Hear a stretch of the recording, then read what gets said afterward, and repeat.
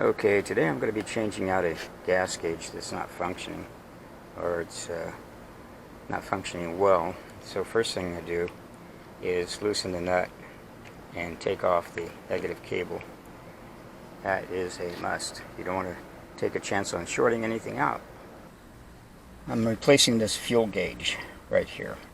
So what I have to do is remove these two knobs, and they have set screws that require this Allen wrench to remove these two heater knobs. Then I have to take out these 4 screws, and the whole thing comes forward.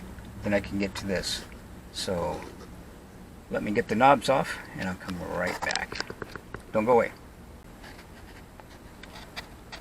Okay, so got the screws out, and now I'm going to pull this forward.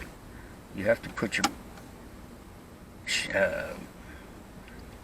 window washer, that's what that is, window washer lever up, and this just pulls forward nice and easy, just like that.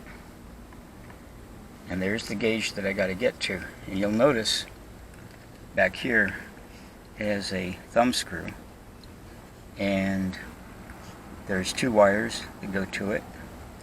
There's a lime green and green, solid green with black stripe.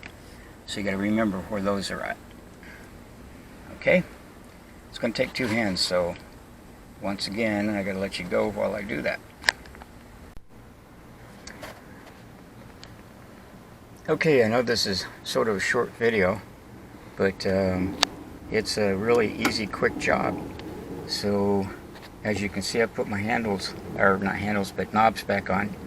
And just a quick note, if it's not already obvious, I push the levers all the way to the outside, and then it's easy to get to these little set screws.